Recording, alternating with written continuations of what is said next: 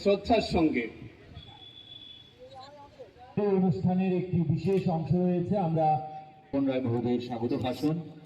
অসংখ্য ধন্যবাদ শ্রী রায় মহোদয়কে। এবার আমি অনুরোধ ব্লক থেকে আগত আমাদের শিক্ষক শিক্ষিকা এবং দেব মহোদয়া, মাননীয় সভাধিপতি পশ্চিম ত্রিপুরা জেলা পরিষদ, কিছু ডিসেবিলিটি সার্টিফিকেট এখানে প্রোগ্রামের মধ্যে আছে। আমি আশা করব আজকের মর্যাদাকে, তাদের সম্মানকে, তাদের অধিকারকে সর্বোচ্চ আজকে অনুষ্ঠানে পশ্চিম ত্রিপুরা প্রজেক্ট ডাইরেক্টর সমগ্র শিক্ষাশ্রী রূপন রায় মহোদয় বাচ্চাদের জন্য সহায়তা করবে এরকম আমন্ত্রণ জানাবো উদয় নমর হাতে সার্টিফিকেট সভাধিপতি। অসংখ্য ধন্যবাদ। আমাদের আমন্ত্রণে সাড়া দিয়ে উনি এসেছে।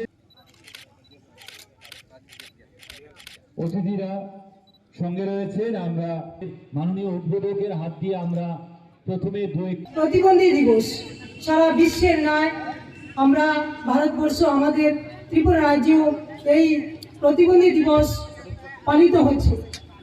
এই যে প্রতিবন্ধী দিবস পালন করা কেন, আমরা আগে বিগত দিনে দিব্যাঙ্গজন যারা আছে তাদের বলা হতো বিকলাঙ্গ, কিন্তু আমরা মানুষ, এই মানুষের মধ্যে বিভেদ থাকবে না। তাদের শরীরে একটা অঙ্গ একটু দুর্বল আছে, ওই জন্য তারা সমাজে পরিবারে অবহেলিত না। আমাদের দেশের প্রধানমন্ত্রী শ্রদ্ধেয় নরেন্দ্র মোদীজি এই বিকলাঙ্গ কথাকে বাদ দিয়ে তারা ভগবানের অংশ, তাদের দিব্যাঙ্গজন নামে অভিহিত করেছেন। এই দিব্যাঙ্গজন ছেলেমেয়েরা, দিব্যাঙ্গজন মানুষ, তারা দেখা যায় পরিবারে, কোনো পরিবারে যদি 2-3টি সন্তান থাকে, তাহলে যেই ছেলে মেয়েটি দিব্যাঙ্গজন সে তাহার অধিকার থেকে বঞ্চিত থাকে। ওই জন্য আমাদের ভারত সরকার, আমাদের রাজ্য সরকার দিব্যাঙ্গজনদের জন্য বিভিন্ন যে সুযোগ সুবিধা, বিশেষ করে স্কুলে তাদের পড়াশোনা অন্য সুস্থ ছেলে মেয়েদের সাথে যেন বসে পড়াশোনা করতে পারে, তাদের ওই সুযোগগুলো তারা যেন হেয় না হয়, ওই জন্য একসাথে পড়াশোনার ব্যবস্থা করা হয়েছে। ওই পরিবারের ছেলে মেয়ে যে বঞ্চিত থাকতো তাহার অধিকার থেকে, ওই পরিবার যেন তাদের বঞ্চিত না হয়, ওই জন্য আমাদের সরকার সামাজিক ভাতা এবং আরও বিভিন্ন প্রকল্পের আওতায় তাদের বিভিন্ন সুযোগগুলো তাদের মধ্যে যেন দেওয়া হয়।